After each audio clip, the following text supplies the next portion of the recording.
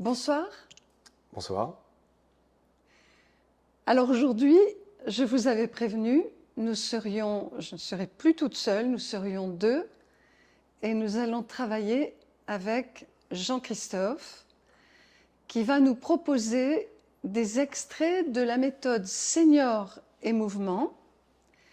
Et dans ces extraits, ça va être un peu différent du rythme de cours, du rythme d'atelier que nous avons eu jusque-là, puisque au lieu d'avoir 3 grandes séquences d'exercices, nous allons avoir plus d'exercices en séquences courtes. Alors d'abord, je propose à Jean-Christophe de se présenter. Bonsoir, je m'appelle Jean-Christophe Briand, je suis éducateur sportif, puis j'interviens aussi comme enseignant dans l'Institut de Blandine. Oui. Et j'ai un peu une spécialité, en tout cas un intérêt particulier pour le travail avec les personnes âgées. Et donc on va vous proposer donc, un travail autour de ces publics, Oui. spécifiquement sur le muscle, car c'est un enjeu majeur pour ce type de public. Donc ce soir, on est sur le muscle, avec des séquences courtes. Ne soyez pas étonnés. Et on commence, parce que la question m'a été posée, par une demi-heure qui est plutôt de la pratique. Donc il vous faut un siège. Finalement, le tapis ne sera pas nécessaire. Un siège. Et qu'est-ce qu'il faut d'autre, Jean-Christophe? Alors, dans l'idéal de la pratique, ce sera d'avoir un sol type parquet plutôt glissant, mais d'avoir soit des chaussettes qui permettent de bien adhérer au sol, ou peut-être d'être pieds nus pour qu'on puisse avoir des appuis qui soient solides. Mais en même temps, on va avoir besoin de pouvoir glisser sur le sol à des moments. Et pour ça, alors nous, on va utiliser des petites mousses comme ceci, mais ça pourrait être très bien un petit chiffon ou un petit foulard qui va permettre en fait de glisser facilement sur le sol. Donc on va avoir deux modes, un mode adhérent, soit pieds nus, soit avec des chaussettes à picot, voilà, qui permettent de bien tenir au sol, et puis un mode glissant. Et puis si vous êtes sur un sol type moquette qui ne glisse pas trop, bien c'est pas grave, on va s'adapter au fur et à mesure. Très bien. Et donc, l'atelier va être principalement sur les muscles, le travail du muscle, mais on va commencer on va travailler surtout un muscle ce soir, c'est celui de la cuisse, le quadriceps, et on va commencer par mettre à l'aise les articulations de la hanche et du genou. Et je vous propose de commencer par un peu de mouvement comme on en avait fait au mois de novembre, du mouvement synovial. Pour la hanche, on va faire aller notre genou à droite à gauche pour sentir qu'en décharge, ça huile en quelque sorte. Quand je dis huiler, c'est une image. Ça huile notre hanche, ça la rend plus fluide, plus facile à glisser, plus facile à rouler. Et on va travailler aussi le genou. François, si tu veux ajuster l'image vers nos jambes et nos pieds, voilà, ce sera bien. Merci. Voilà.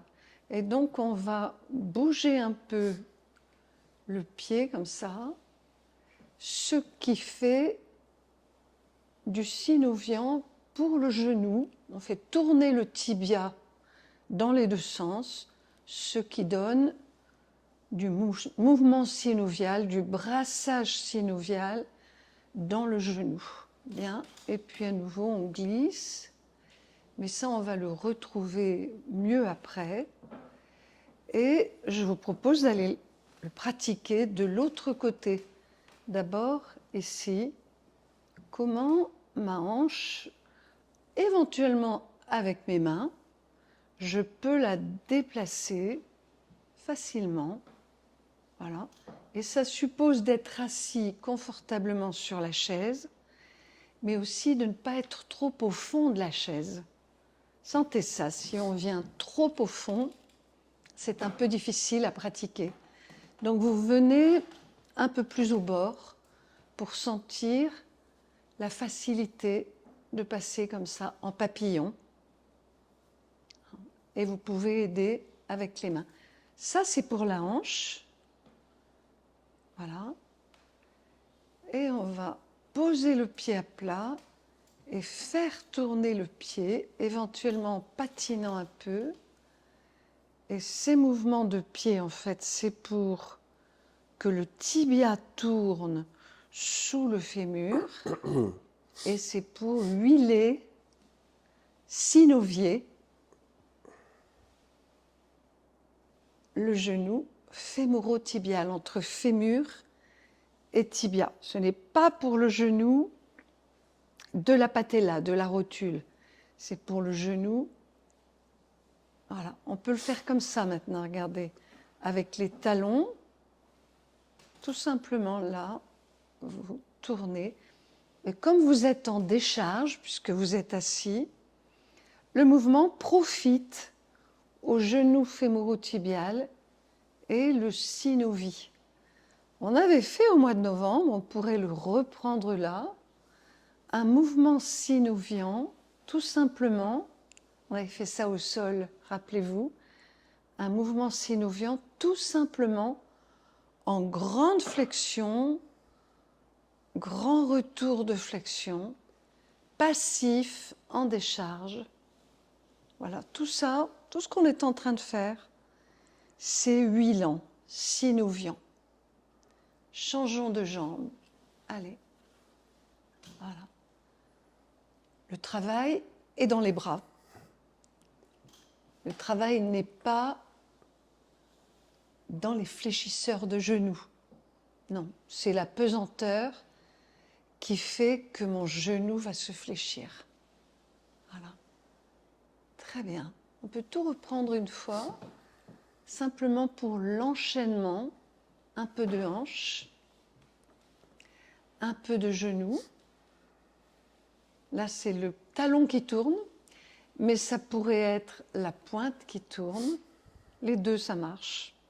Surtout, ce qui est important, c'est d'être en décharge. Voilà. Et de l'autre côté, ouvrir, fermer. Ça, c'est pour la hanche. On peut guider selon comment on se sent. Et on va passer au genou, le talon qui tourne. Voilà, François, on ne voit plus l'image. Tu peux vérifier. Voilà. On va changer. Ça va être la pointe de pied qui tourne. J'espère que vous voyez. Moi, je ne vois pas. Voilà. Très bien. Et on peut tourner les deux pieds. Voilà. On sent que dans le membre inférieur, les 4 grosses articulations ont été synoviées, lubrifiées. Je te passe la parole, Jean-Christophe. Oui. C'est à toi. Eh bien maintenant, on va chercher à les dynamiser un peu. Donc, vous pourriez placer le pied sur le chiffon, un gant de toilette, ou si la surface glisse suffisamment pour vous. Et juste, on va chercher à étendre la jambe et revenir. Et là, dès maintenant, on peut commencer à mettre un peu de vitesse. Et puis, si la chaise le permet, eh bien, on peut amener le pied plus en arrière, décoller le talon. Et avec ça, on pourrait mettre un peu de mouvement du buste. Mon buste qui va en arrière quand le pied avance, le buste qui va en avant quand le pied recule. Et vous pouvez tester jusqu'où c'est possible de reculer le pied. Alors moi, comme j'ai une barre sur la chaise, eh bien, je vais le reculer un peu sur le côté. Voilà. Déjà, on va s'amuser avec ça, avec l'idée, j'avance, je recule mon pied. Mais à chaque fois, je trouve un chemin un peu différent. Peut-être je peux aller comme ça, ouvrir un peu dans la diagonale, et ramener un peu à l'intérieur, peut-être même croiser. Puis après, repartir dans une autre direction. Et si c'est possible, on met un petit peu plus de vitesse. Voilà. Et puis on change de côté. Donc d'abord, juste j'avance. Tirer un peu la pointe du pied vers soi quand on est là. Je recule, le talon se soulève jusqu'où je peux aller. puis le buste, il est là aussi dans cette histoire. Et je recule, j'avance. On pourrait même imaginer qu'on vient attraper un objet devant. Et je trouve des variations dans le chemin du pied. Hop. Et je vais un petit peu plus loin attraper. Imagine que je viens attraper quelque chose, un objet. Je joue avec l'équilibre. Si la chaise est assez basse, pourquoi pas même ajouter un appui au sol. Faut que ça reste confortable. Et puis vous trouvez un peu la vitesse. Un peu plus élevée. Ok. Là, vous devez sentir que le corps est un peu plus échauffé. On va se mettre bord de chaise, vraiment bord de chaise. Et puis, on va juste reculer les pieds. Mais attention, les talons restent au sol. On va le refaire. Jusqu'où je peux reculer mon pied sans faire décoller le talon. Je vais me mettre de profil. Là, si je vais plus loin, qu'est-ce qui se passe? Mon talon se décolle. Eh bien, je ne veux pas ça. Je trouve juste la limite. Et je vais aller jusque là. Ok? Et là, je vais juste aller comme ça vers l'avant. Comme si j'avais un ballon que je passais. Si on avait plus de place, on pourrait se mettre face à face et puis se donner un ballon. Allez, on imagine qu'on le fait. Ouais. Il est là. Ce qui est intéressant, alors vas-y, tu me le donnes. Viens. Voilà. Et puis. Et sentez ce qui se passe dans vos pieds quand vous avancez. Il y a du poids qui vient beaucoup sur l'avant-pied. Ça, c'est intéressant de le repérer parce que ça va nous servir plus tard. Et une deuxième chose que vous pourriez sentir, c'est ce qui se passe pour vos fesses. Comment change l'assise? Comment change le poids, la sensation de poids sur la chaise? Est-ce que vous sentez que quand on est là, les fesses sont plus légères? Eh bien, on va se dire, allez, qu'à la prochaine répétition, eh bien, elles vont devenir tellement légères que c'est l'occasion de se lever et de passer derrière la chaise. Et là, ça va être bien d'avoir le dossier, éventuellement, pour s'équilibrer. On va placer les pieds largeur bassin. Et en restant très vertical, on va juste fléchir les genoux et descendre le plus bas possible. Et je remonte. Allez, on y va encore. Donc là, le mouvement, c'est plutôt les genoux qui avancent. Est-ce qu'on peut les faire avancer dans le prolongement des pieds? Je me mets sur le côté juste pour... Là, on va éviter de faire des choses comme ça, par exemple. C'est de garder cette direction. Est-ce qu'on peut rester un peu là et pousser dans l'avant-pied pour se redresser? Okay. Je descends, je pousse dans l'avant-pied pour me redresser. Et on va le faire un peu plus vite. Relevé rapide. Relevé rapide. Descente lente. Relevé rapide. Encore. Descente lente. Relevé rapide. Ok. Maintenant, on va explorer une autre option qui est plutôt d'imaginer qu'on vient s'asseoir. Donc là, c'est plutôt les fesses qui vont en arrière. Certainement que les genoux avancent un peu, mais c'est moins. Okay. Et jusqu'où vous pouvez descendre en restant confortable au niveau des articulations.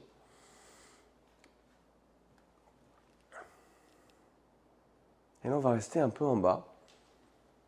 Et pour trouver du confort, se demander, tiens, est-ce que je suis mieux si j'avance mes genoux ou si je les recule? Je peux tout à fait m'aider de la chaise pour garder mon équilibre, parce que si je vais trop derrière, qu'est-ce qui se passe? On bascule un peu. Donc la chaise, elle peut m'aider à me stabiliser.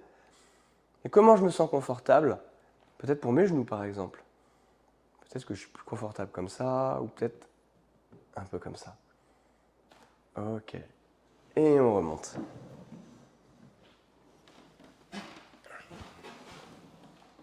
Et là, vous devez sentir que déjà les muscles des cuisses, peut-être les muscles des jambes, vous avez senti aussi, commencent à travailler. Alors, on va se donner un petit moment de récupération.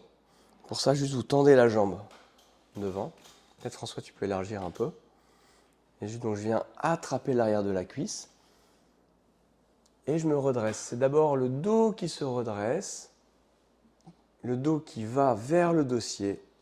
Et je tire. Et je ramène. Et ma jambe, elle est complètement endormie. Elle est complètement au repos. Elle se laisse bouger par les bras. Qu'est-ce qui m'aide beaucoup pour la remonter au début? Bien, d'abord, c'est la force du dos. Et à la toute fin, la force des bras. On va faire pareil de l'autre côté. Hop.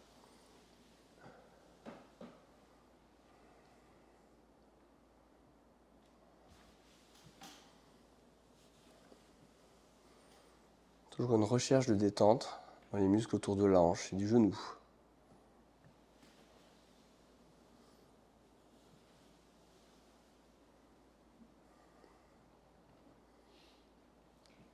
Ok. Puis on va revenir à notre premier mouvement. Mouvement de glisser. Et la première fois, on était dans un glissé très soutenu par le sol. Est-ce qu'on peut le faire à nouveau? Donc les mouvements sont libres. Vous pouvez vraiment voyager tout autour de la chaise. Et puis le buste s'oriente, comme c'est pratique pour garder l'équilibre. Et on peut s'amuser aussi avec les bras. Mais qu'est-ce qu'on va changer cette fois-ci? C'est qu'on va travailler avec un contact plus léger. Alors on va le faire d'abord en statique. On peut le faire jambes tendues. Et d'abord je donne tout le poids de la jambe au sol. Maintenant je décide d'en retirer la moitié. Et pour ça, peut-être que vous allez sentir qu'ici et là, ça se contracte. Et je relâche. Posez la main sur la cuisse. Et là, si mon pied devient plus léger, il ne se décolle pas, mais il devient de plus en plus léger, dans la cuisse, je sens mon muscle qui est rentré en action. Et je relâche. Est-ce qu'on peut l'essayer dans une autre position? Un petit peu plus ouverte. Allez, j'allège le pied, j'allège, sans le décoller. Et je relâche. Et puis on va essayer avec le genou un peu fléchi. Allez, j'allège. Le pied est toujours en contact avec le sol, mais il n'est plus complètement appuyé. Et je redonne le poids. Allez, on essaye en ouverture. Allez, j'essaye d'alléger. Tiens, peut-être c'est plus difficile dans cette position. J'allège. Et je redonne le poids. Allez, un peu en dedans. Vous pourrez orienter la pointe du pied comme ceci, vers l'extérieur. Et j'allège. Ok, on va faire de l'autre côté.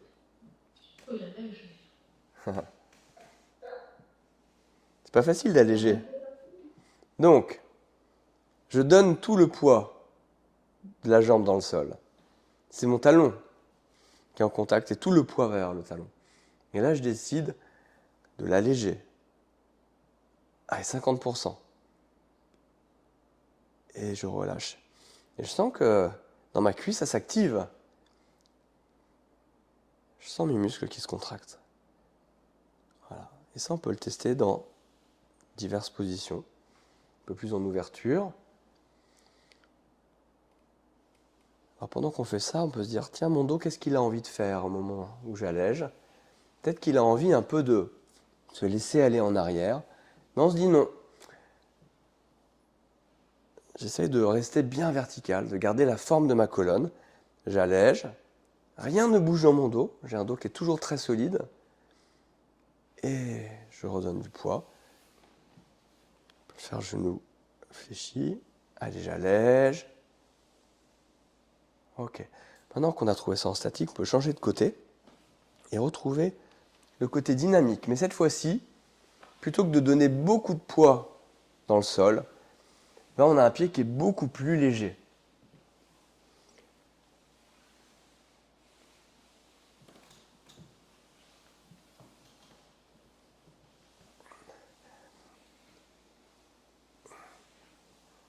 Et vous allez certainement sentir que dans la hanche, dans la cuisse, eh bien, c'est un petit peu plus dur que tout à l'heure. Est-ce qu'on peut mettre un peu de vitesse? Les mouvements, ça pourrait être aussi des cercles. Au début, on était parti plutôt sur des lignes. Maintenant, on peut faire des cercles, on peut faire des 8.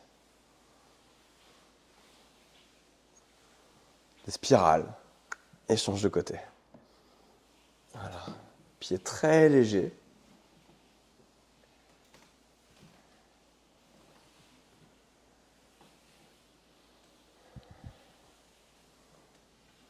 Et on n'oublie pas que le dos, il peut être dans le mouvement. Puis les bras aussi. Les mains.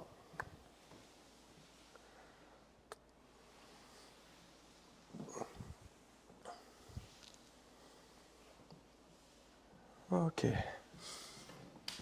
Très bien. Et on revient. Bord de chaise.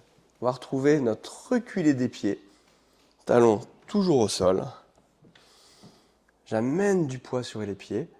Les fesses deviennent de plus en plus légères, de plus en plus légères. Si vous amenez les mains loin devant, ça va aider à faire ça. Et là, cette fois-ci, on va pousser fort dans le talon pour alléger les fesses un peu plus. Et rester. Et on va rester là. Je reste, je reste, je reste, je reste. Et je dépose. Encore une fois. Je vais vers l'avant. Je sens mes fesses qui s'allègent. Et là, j'essaye juste de les presque décoller. Elles effleurent encore.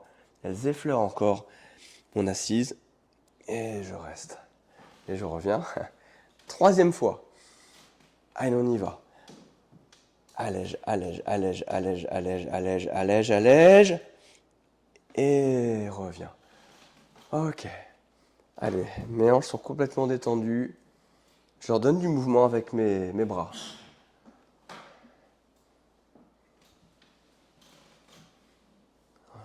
Du mouvement passif. Et puis on va refaire à nouveau 3 fois ce mouvement. Un mouvement, c'est un peu comme un refrain. Il va revenir tout au long de la séance. Une utilité bien particulière. Et là, ce qui est important de trouver, c'est le complet relâchement des muscles autour de la hanche, autour du genou. Et juste 3 répétitions du mouvement. C'est suffisant.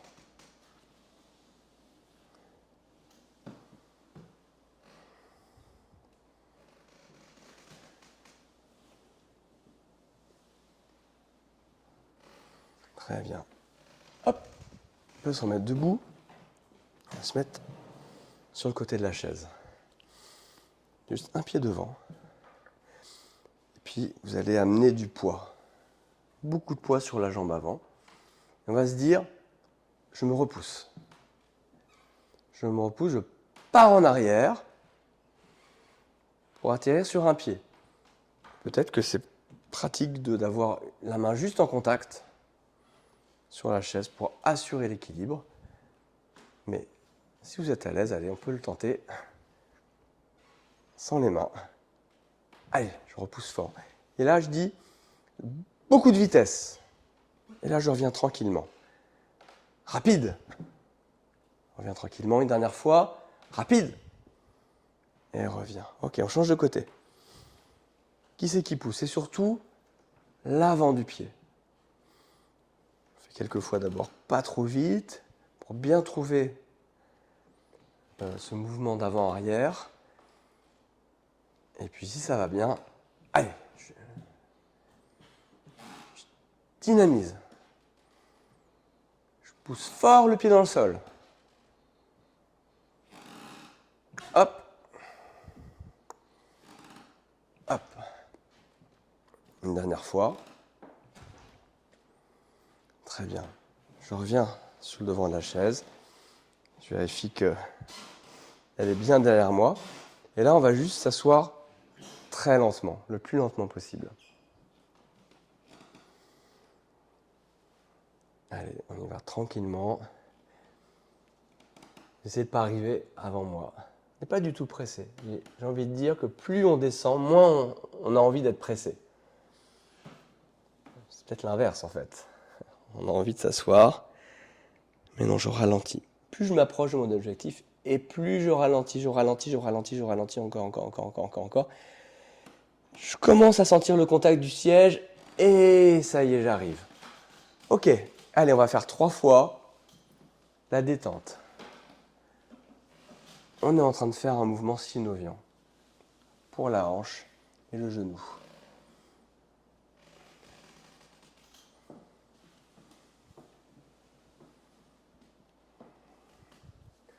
Et puis de l'autre côté.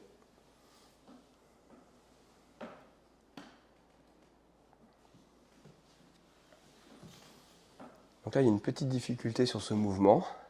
C'est que quand le pied est posé, en fait, il faut accompagner avec la main pour étendre la jambe avec le moins d'action musculaire dans le membre inférieur. Allez, une dernière fois. Moi, je pousse vraiment avec ma main. Des fois, j'appuie ici aussi. Voilà, ça m'aide à tendre la jambe avec très peu d'effort. Ok. Alors, on va reprendre notre voyage du pied, notre promenade du pied sur le sol. Mais cette fois-ci, qu'est-ce qu'on va faire? Eh bien, on va passer dans un mode aérien. Donc, un mode où finalement, le pied n'est plus en contact avec le sol. Alors, bien sûr, de temps à autre, si vous avez besoin de le reposer, vous pouvez le reposer. Faisons-le d'abord en statique. Je suis là, hop, je lève. Est-ce que j'y arrive? Ouais. Est-ce que j'y arrive sans que ça change la forme de mon dos?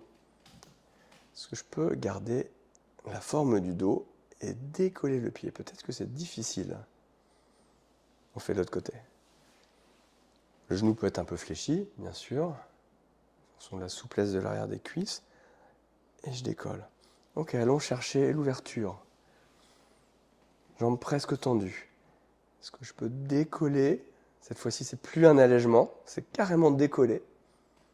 Ok. Là, certainement, vous sentez que dans la cuisse, c'est beaucoup plus intense. Peut-être dans la hanche aussi. Et je reste. Ok. Si je mets mon pied en arrière, tiens, on va essayer de faire passer le pied franchement sous la chaise. Si la chaise ne le permet pas, je la fais passer sur le côté. Et là, est-ce que je peux décoller mon pied? Et même, allez, tendre un peu la jambe. Et j'hésite pas à m'appuyer sur le sol. Ouais. Allez, on fait ça de l'autre côté. Je décolle mon pied.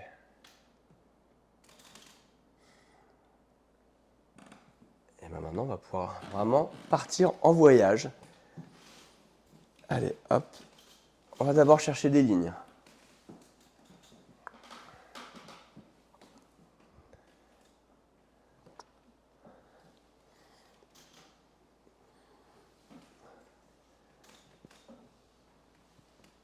Voilà, on peut avoir des bras qui voyagent aussi.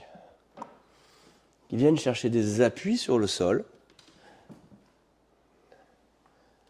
Ou alors chercher le plafond, comme si vous vouliez attraper quelque chose de très très haut. Comme un fruit sur un arbre. Puis on change de côté.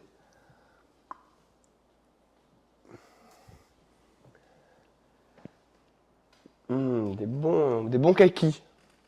C'est la saison.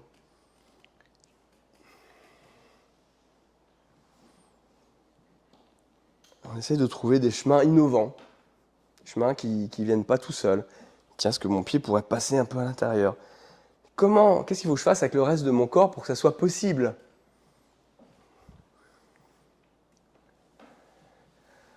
Ok. On va donner quelques mouvements de relâchement, juste pour faire bouger comme ça les hanches. Mais c'est les mains qui dirigent. C'est les mains qui font bouger les genoux. Et ça donne du mouvement dans la hanche.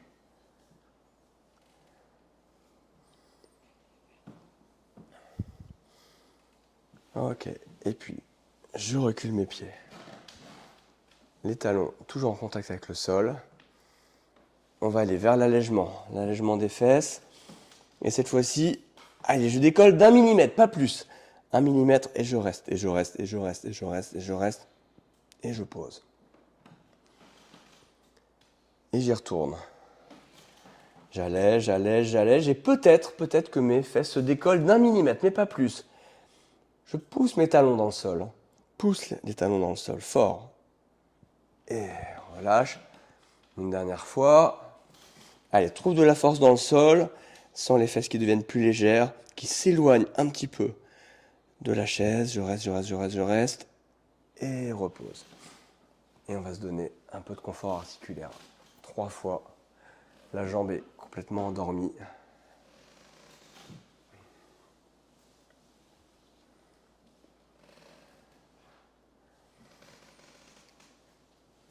Là, normalement, on commence à sentir de l'intensité. Pour beaucoup de personnes âgées, le décollé des fesses, c'est parfois impossible.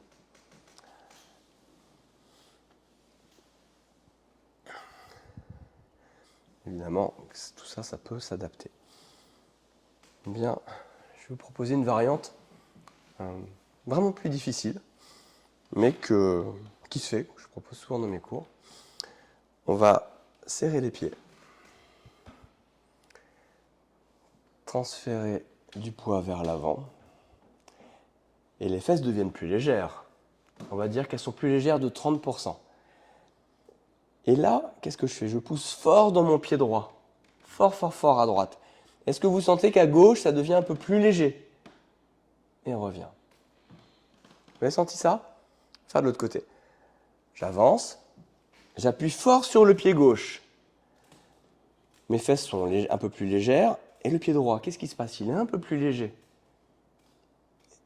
Et revient. Niveau 1. Ok?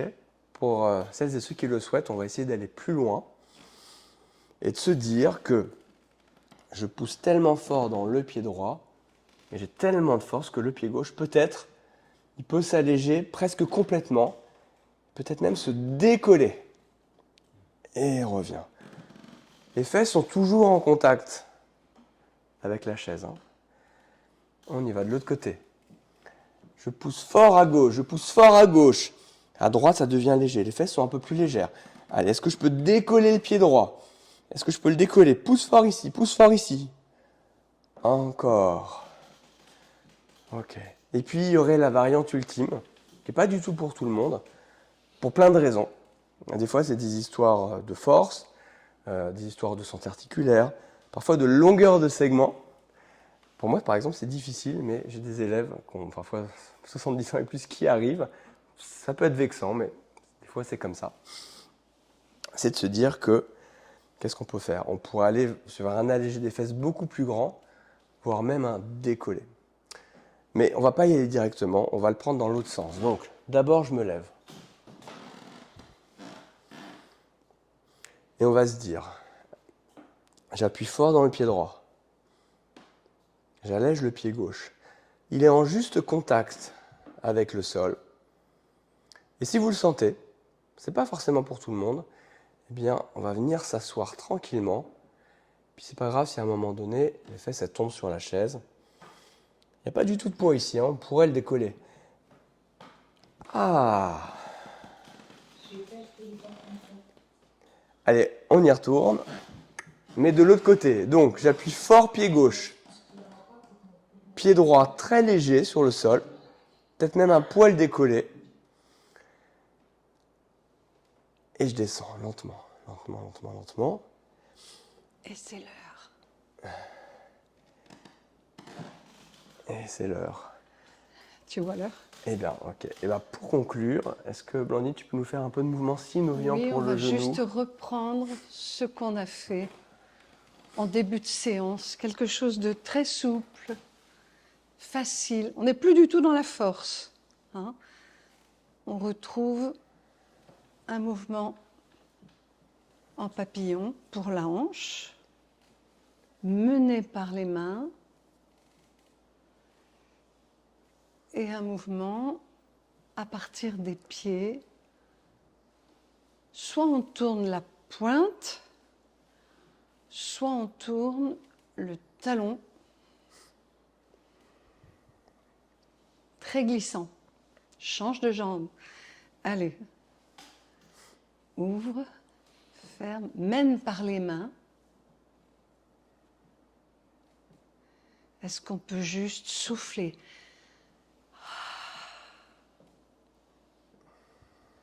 Voilà. Là, et là, et là, Et là. Et talon qui va en dehors, en dedans, en dehors, en dedans. Et pointe, pointe en dedans, pointe en dehors. Voilà. Et vous laissez bien le poids du pied sur le sol. Très bien. Les deux jambes. Voilà. Voilà. Peut-être quand même on pourrait faire ça. Ah, 3 reprendre fois ça, encore. oui.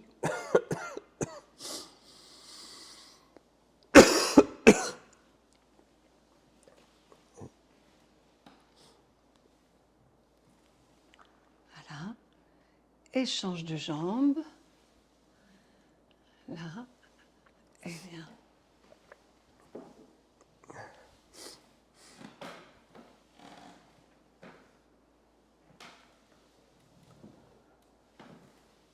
Facile. Très bien. Eh bien, pour le temps d'exercice, on va dire que pour ce soir, question pratique, c'est terminé. Et Jean-Christophe, est-ce que tu veux prendre quelques phrases pour nous expliquer un élément à la fois? Quel est le pourquoi, comment, non seulement de chaque exercice, mais aussi de la façon dont tu les as enchaînés. Complètement. Voilà. Alors, qu'est-ce qu'on a cherché dans cette séquence? On a cherché à travailler la force, particulièrement la force des jambes.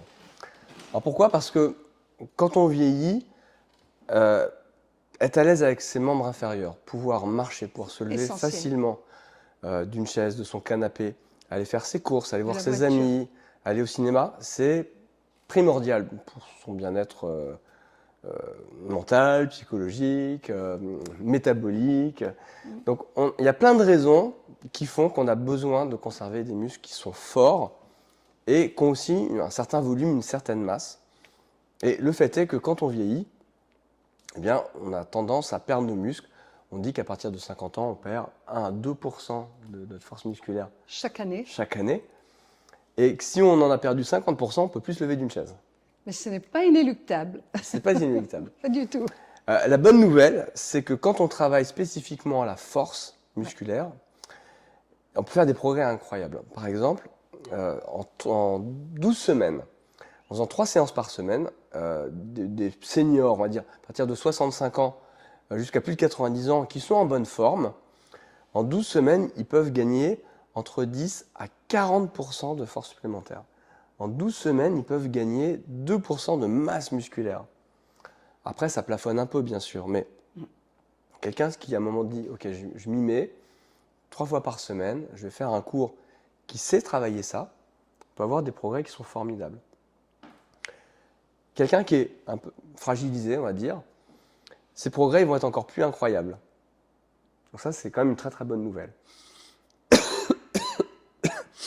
Mais il y a pas mal d'obstacles qui se dressent à nous quand on veut enseigner le travail de la force. Pardon. Prends un verre d'eau. C'est l'hiver. Oui.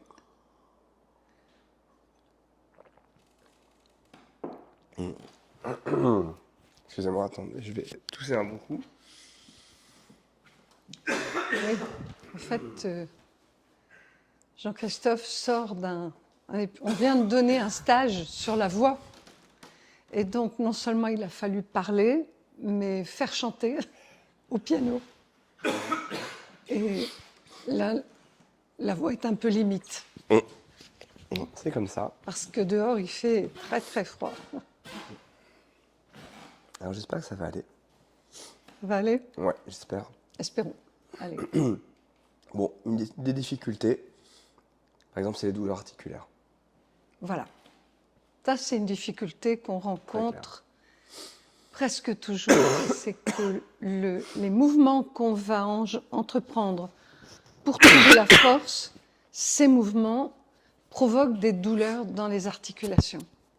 Et c'est pour ça que c'était très important de trouver en relais de toutes les séquences de force, vous l'avez senti, vous l'avez pratiqué, des séquences de synoviante, de huilage et de détente musculaire qui non seulement détendent les muscles, mais aussi font qu'ils passent de la position longue à la position courte. C'est un peu comme si on leur proposait une sorte de massage.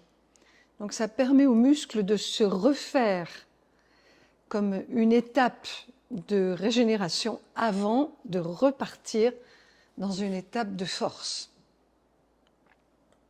Merci, et c'est exactement ça. Donc les mouvements synoviants, c'est des super outils de récupération que souvent on fait en fin de séance, évidemment. C'est très bien de faire ça pour récupérer. Mais avec les personnes âgées, j'aime bien les faire aussi en début. Pourquoi? Parce que ça les met en confiance. Ils arrivent avec leur histoire, peut-être leur douleur, leurs inconforts. Quand on a fait 5 minutes, des fois en début d'année, je fais même 10 minutes, 15 minutes, je n'ai pas peur du tout de faire ça. Les gens se disent, tiens, je me sens mieux dans mes articulations. Donc ils sont plus à même ensuite de rentrer De goûter le mouvement. dans l'intensité que je vais proposer après. Par contre, il y a un inconvénient au mouvement synoviant, c'est qu'il fait baisser le tonus. Oui. Donc après, il faut trouver des moyens de redynamiser. Une fois que les gens ont bien compris ce mouvement, on peut l'insérer à plein d'endroits dans la séance, ce qui permet des micro-récupérations. Et donc, c'est pas comme quand on fait des séries de squats ou des séries de fentes, comme on fait un peu dans les cours traditionnels, on va dire, allez, 5 séries de 20 répétitions, et je fais ça plusieurs fois, puis après, pareil sur le même exercice. Quand on fait ça avec les articulations vont bien, pourquoi pas? Mais quand on est face à des douleurs, ça peut être très décourageant, parce qu'on se dit, ah, j'ai mal, et puis on n'est qu'à la deuxième série, donc il me reste encore 100 reps à faire, et on voit pas le bout. Donc là, déjà, en insérant ces exercices-là, on donne beaucoup de confort, et puis la séance passe plus vite, c'est plus sympa pour les articulations. Un autre outil, c'est d'alterner avec d'autres types de contraintes. Qu'est-ce qu'on a fait ce soir? On a fait parfois des mouvements de renforcement chaîne ouverte.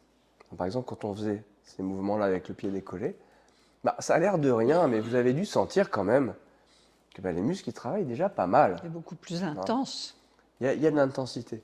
Ouais. Après, on a fait du travail en chaîne fermée. C'est quand on tout le travail de relevé de chaise. Et vous avez dû vous rendre compte, au départ, on a commencé, c'était peut-être relativement facile, mais que sur la dernière variante, sur une jambe, qu'on pourrait même développer un peu plus, on a quelque chose de très athlétique en fait.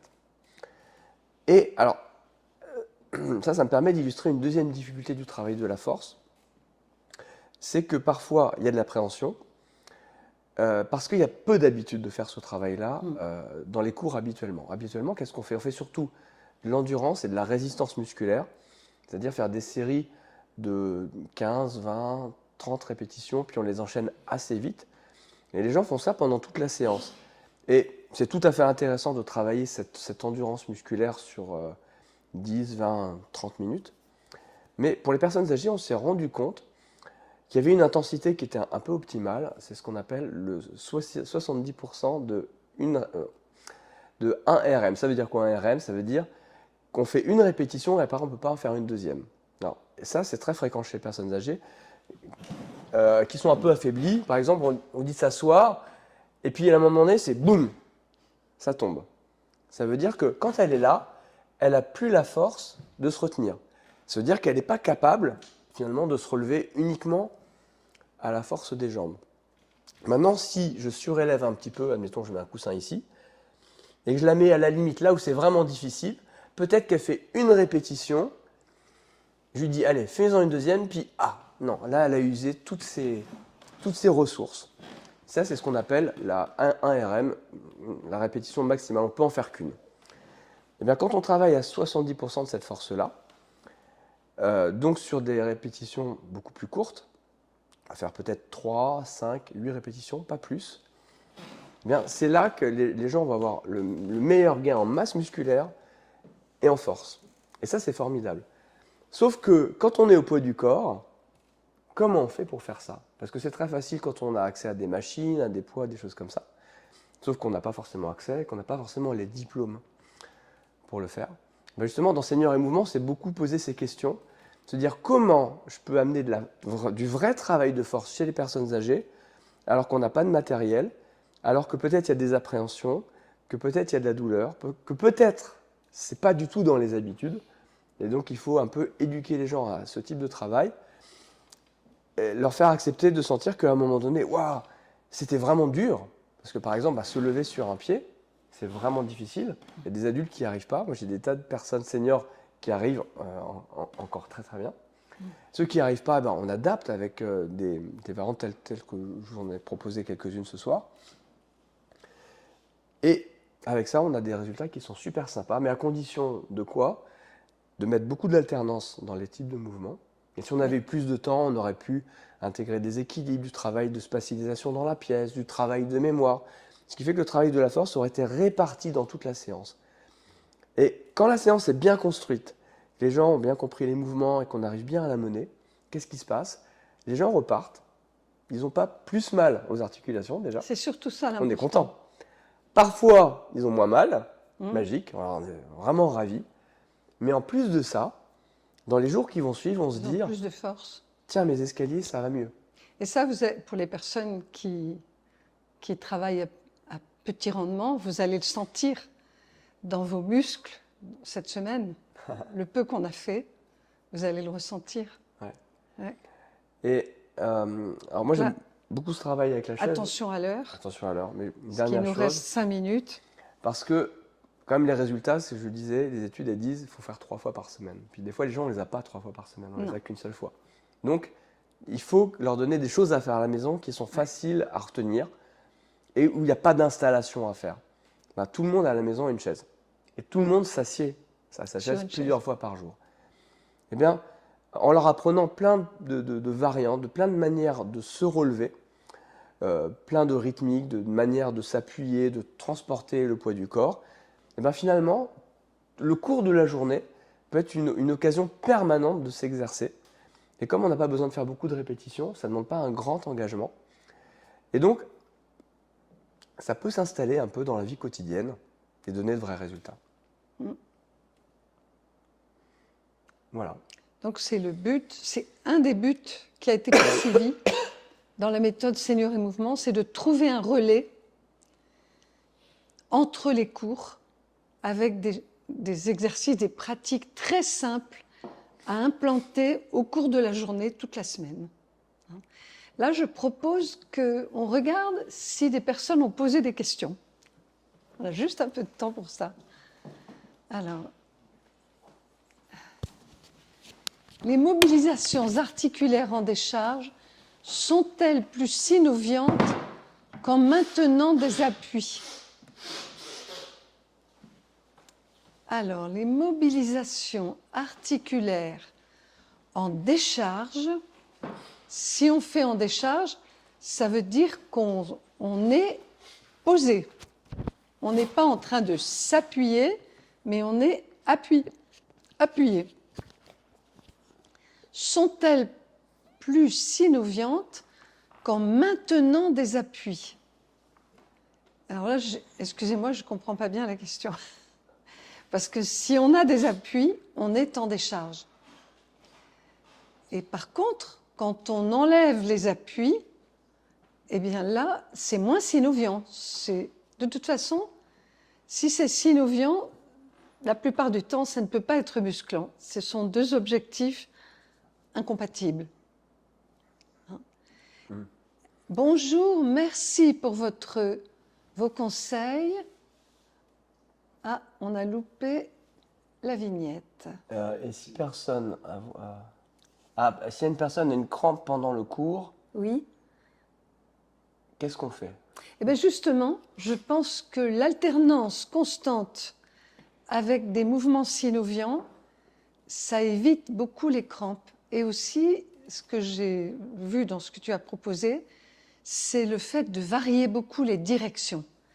Que souvent la crampe vient de la répétition du même sillon de mouvement. Alors là, quand même, il y a des personnes qui ont des crampes quelquefois, j'imagine. Alors notamment, peut-être vous avez senti que quand on est dans ces mouvements-là, ici, c'est des muscles qu'on souvent ne sollicite pas beaucoup, donc ça peut un peu cramper. On n'a pas trop l'habitude de les travailler. Moi, j'ai remarqué quand même que la crampe, elle venait souvent sur un muscle qui était moins fort, qui était moins entraîné. Oui. et que ça pouvait disparaître avec la régularité d'un entraînement sur ces muscles-là. Très intéressant, merci beaucoup. Avez-vous prévu une autre fois de nous donner des conseils pour la force des bras? On peut très bien le mettre au programme. Hein. C'est peut-être pas la fois prochaine, puisqu'on a prévu autre chose, mais pourquoi pas? De plus en plus de personnes ont des prothèses hanches et genoux. Alors, est-ce qu'il y a des Oui. contre-indications? Je voyais cette question-là aussi Oui. plus haut. Est-ce qu'il y a des contre-indications s'il y a des protèges de genoux? Je dirais que le fait qu'il y ait un appui sur une chaise, c'est déjà une modulation de la charge qu'on va amener à des moments choisis quand on quitte la chaise. Et au contraire, quand on va faire les travaux de glisser en enlevant du poids, le fait d'avoir le corps central appuyé et déposé sur une chaise, c'est déjà au moins autant qui ne pèse pas sur les articulations, les grosses articulations de hanches et genoux. Je pense que je ne vois pas de contre-indication a priori, sauf dans les mouvements un peu extrêmes, mais je dirais au contraire que, en tout cas, ce qu'on peut faire, c'est le tenter en se disant qu'on sait s'arrêter à tout moment si on sent que l'exercice est trop intense. Il faut savoir que quand il y a une prothèse de hanche et de genou, il y a une certaine limitation des mouvements qui n'est pas anodine et qui risque toujours de s'installer. Et donc, c'est très important de garder un principe de mouvement quand on a une prothèse. Il y a un truc qui est très étonnant aussi, c'est que Oui. le mouvement synoviant, dans Senior et Mouvement, on l'utilise premièrement, en fait, pas pour le côté synoviant, pour le côté cartilage. Donc c'est un détournement de cette pratique. D'objectif. Parce qu'on s'est rendu compte que ces mouvements-là, en fait, ils avaient un effet souvent un peu antalgique. C'est-à-dire que après quelques répétitions, on se sent plus confortable dans l'articulation. Mais quand on a une prothèse, est-ce que ça marche? On pourrait se dire, bah, ça ne marche plus parce que peut-être qu'il n'y a plus de cartilage. Eh bien, étonnamment, je pense que ça vient certainement du fait d'être dans la détente. Oui, il y a D'avoir tous les le tissus relâchement. périarticulaires. Quand on a une prothèse, ils ont tendance à se, comment dire, à se gainer excessivement autour de l'articulation. Ouais. Hein. Et Ah donc oui. d'offrir du relâchement et de la mobilisation passive, je me suis rendu compte que pour certaines personnes, ça pouvait être bénéfique justement dans le plan du confort. Mm. Mais il ne faut pas leur dire qu'on fait un travail sur le cartilage, parce que sinon, ils disent, bah non, ça ne marche pas. Pouvez-vous proposer une séance avec étirement? Merci beaucoup. Eh bien, on va mettre ça au programme.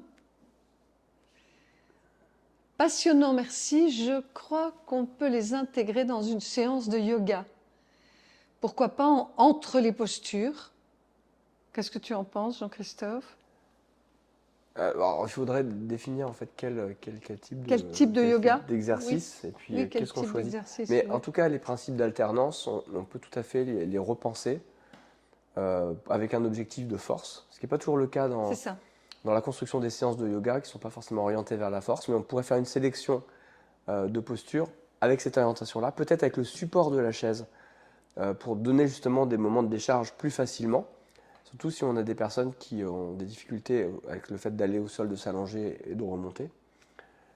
Mais certainement, oui, il y a des choses à faire. Pouvez-vous répondre à la question sur marche et escalier? Alors, elle est là. Est-ce que la marche et les escaliers peuvent faire le travail de renforcement des muscles, des jambes et la force des chevilles et des pieds? Eh bien, ça dépend. C'est une personne très affaiblie qui monte 4 marches et qui n'en peut plus. Il vaut mieux qu'elle fasse ce qu'on a fait là. Ou monter des marches, mais en tout cas, il va falloir intégrer, je pense, ces histoires Quand de on monte et récupération. descend l'escalier, il y a toute la charge du corps central. Donc c'est beaucoup moins progressif. Alors Oui, c'est évidemment, ça dépend aussi de la hauteur de la marche, très important. Hein. Mais ah oui, quand on monte un escalier, il faut transporter tout le corps central, plus la tête, plus les bras. Et c'est quelquefois énorme.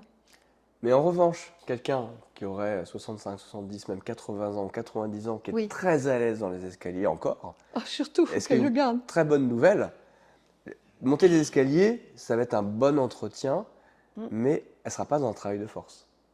Donc, ça sera intéressant qu'elle aille chercher des mouvements avec plus d'intensité. Je crois qu'il est l'heure. Quelle heure il est? Oui. Il est 7 heures. On peut prendre encore une question.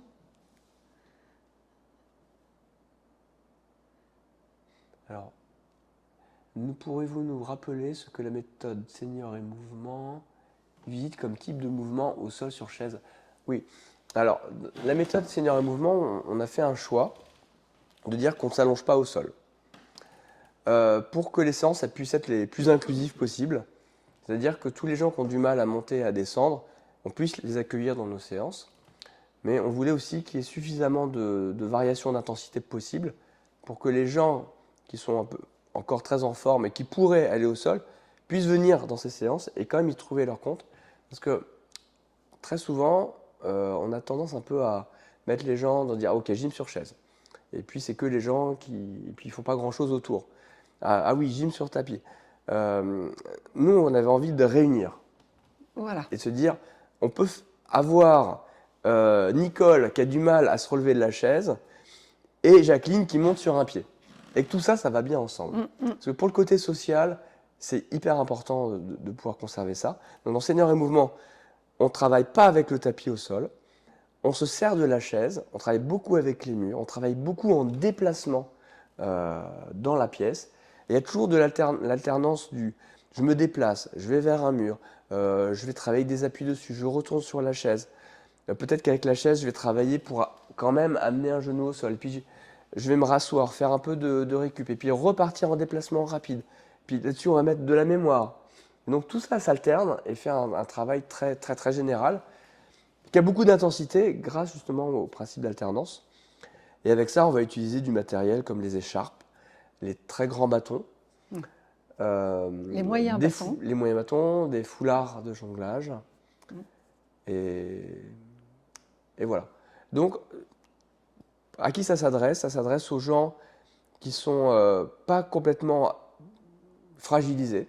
C'est pas une méthode pour aller dans les EHPAD ou les APA, les activités physiques adaptées, avec des gens qui, au bout de 10 secondes de marche, sont épuisés. Parce qu'on a envie d'avoir un cours qui a une dynamique. Et on a souvent des gens qui sont en transition, qui continuent à aller dans les cours traditionnels, qui viennent dans ces cours-là. Et jusqu'à des gens voilà, qui sont à cette limite. Et puis, très souvent, les gens la trouvent par eux-mêmes, ils voient s'ils sont à leur place ou pas. Mais on a un spectre de pratique qui est quand même assez large. Et c'était un des projets de pouvoir accueillir un maximum de... Est-ce que tu peux dire le nom de la cofondatrice de la méthode? Et oui, et c'est aussi Élodie Rabin.